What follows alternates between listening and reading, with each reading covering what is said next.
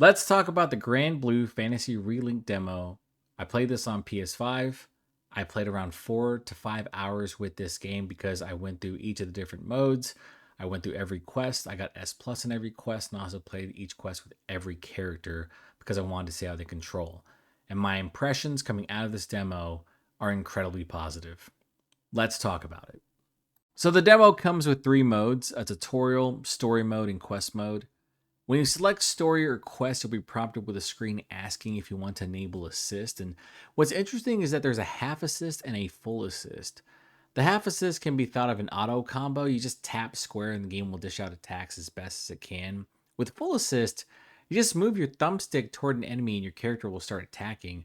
I thought this was unique because I don't think I've ever seen an assist mode like this before in any game. If you have seen one, please mention it in the comments below. I started out with story mode, and depending on how deep you explore, it should run you around 30 to 45 minutes. Here you'll be introduced to the starting party and you'll learn different mechanics.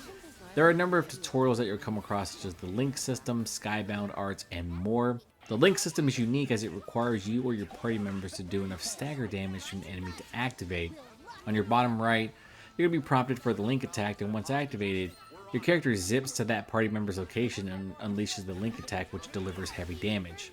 You're also going to notice that the link system shows a percentage, and once it reaches 100%, the next link attack will activate link time, which will slow enemy movement and grant various buffs to the party.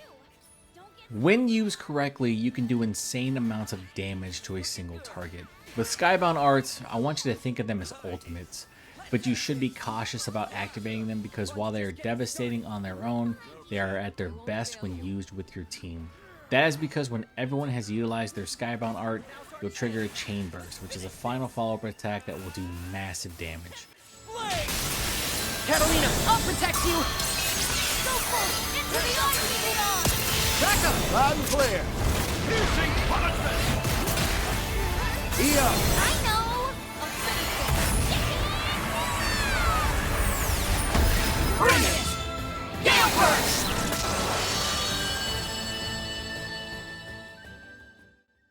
A Chain Burst will occur as long as one other character activates their Skybound art, so if you're in a pinch and you have low HP, just feel free to let loose.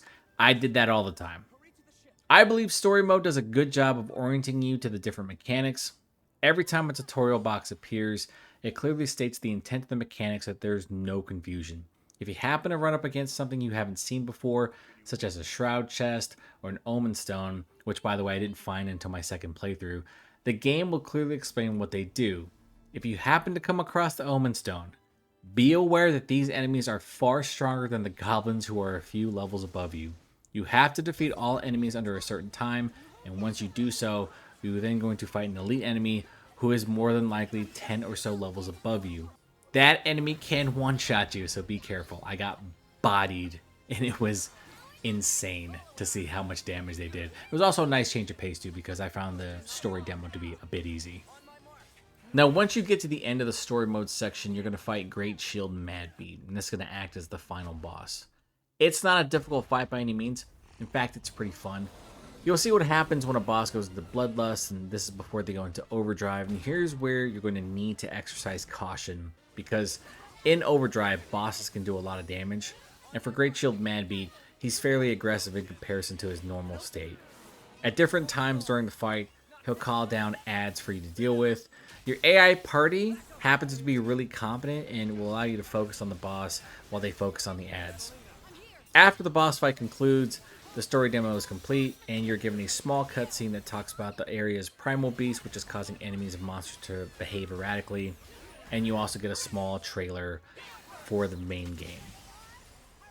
Quest mode to me is the best part of the demo. You're given multiple party members, you have different weapons and skills, and you're granted a number of different sigils to equip, and these act as stat boosts for you and your party. The unique thing about sigils is that you can only equip one per character, and this will allow you to maximize the combat effectiveness of your party. You can't just cheese it and then have multiple sigils attached to the same characters. It just doesn't work like that, which is something that I actually enjoy. But the real reason I liked quest mode so much is because it allowed you to freely switch between characters. In the story demo, you only play as Gran, but here in quest mode, you can select freely between all the 10 characters, and each of these have their own skills, weapons, and affinities, and I recommend playing them all because they were all unique and fun to play. I didn't dislike any character, and even though I only wanted to main Lancelot and Zeta, all of them were pretty fun. Now when you select quest mode, you're going to be brought to a hub area and put immediately in front of the quest counter, and that's on purpose because in that hub area there's just nothing to do. You can freely roam around, but there's just nothing you can interact with. You have 3 quests to select from, and the completion of these 3 quests will grant rewards for the main game, just like completing the story demo. The quests include fighting off waves of enemies and 2 boss fights. I played this until I got the highest rank with all 3, and if you complete the first quest in under 2 minutes, you will fight another wave of enemies that are at your level. You can complete quests solo or online, but I recommend playing quest mode to get a feel for different characters and to see how other boss fights operate.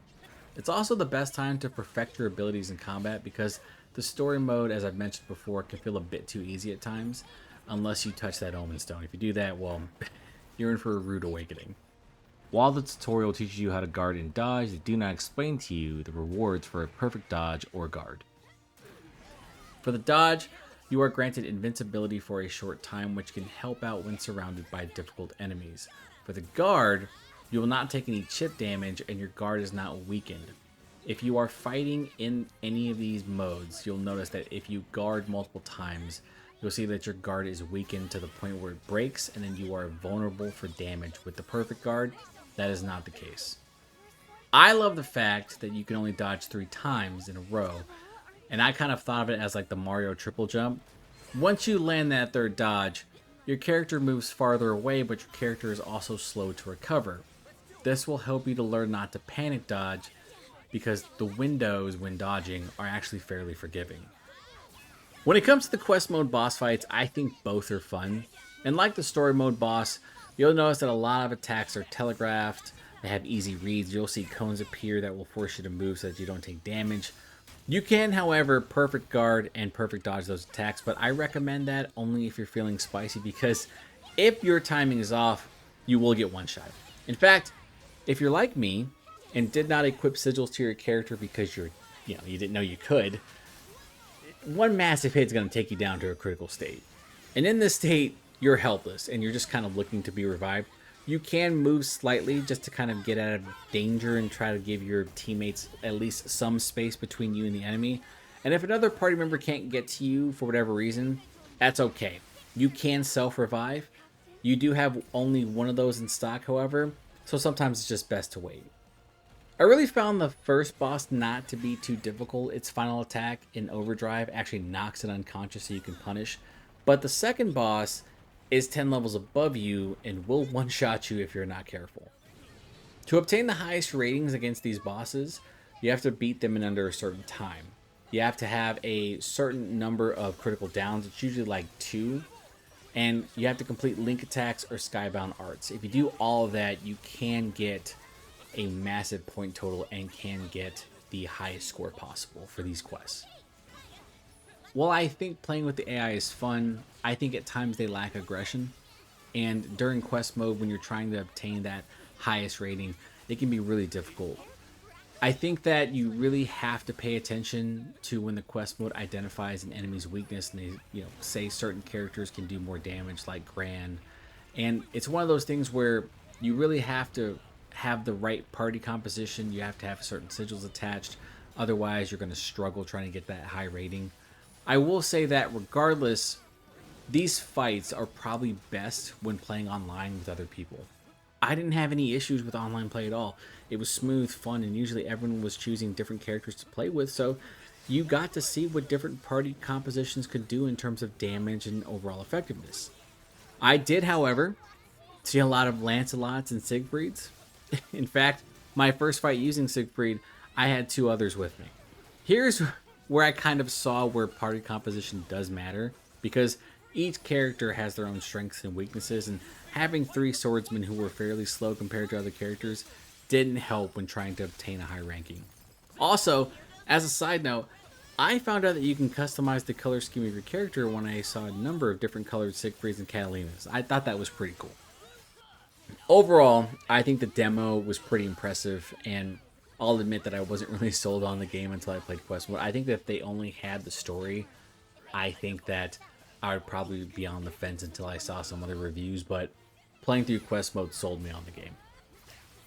The fact that you can play cooperatively with up to 3 other people is a great choice by the developers, in my opinion. I really like the fact that you can see some really great synergy with other players when everyone's kind of understanding how mechanics work, getting their dodges down, their guards down, getting the link attacks up. It's really fun when all that clicks. Now, I did have some questions regarding how experience worked, what crafting would look like, and if there are any other hidden systems that weren't shown, because they're calling it an action RPG, and I just want to know how deep these systems are. Because from what I saw, you can only equip weapons and sigils, and if that's the case, then really it's kind of like an RPG light, because you do have other skills you can equip, and there's other systems you can manage, but it didn't really feel heavy on RPG mechanics. Combat in this game is going to be the biggest draw. I do wonder if there's going to be other things to do besides combat, but I don't see it getting stale as long as new abilities are introduced while you're playing the game. The biggest weakness that I found in this demo had to be when you're locking onto enemies. For me personally, I felt like it wasn't worth it because when you're surrounded, you can take some cheap shots if you happen to be fighting groups of enemies. And I'm really hoping that the lock-on gets tightened up because that was my only issue. Beyond that, though, I'm really looking forward to Granblue Fantasy Relink when it releases on January 29th. And that's going to do it for this video. If you happen to like the content, please consider like, sharing, and subscribing. I'm Ken from Pixelated Thoughts. I'll talk to you next time.